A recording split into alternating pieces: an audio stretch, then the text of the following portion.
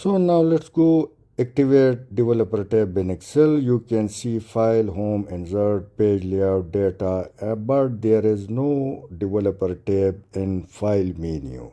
So we should have to activate it. First click file and then options, and an option we will get changes in customize ribbon. And now after clicking, you can see developer tick mark inside this box. Click OK and you will shortly see the developer tab at the top of file menu. Now it's available, click it and you can record micro, or you can have access to Visual Basics and advanced content of Excel. I hope you would have liked. Thanks for watching.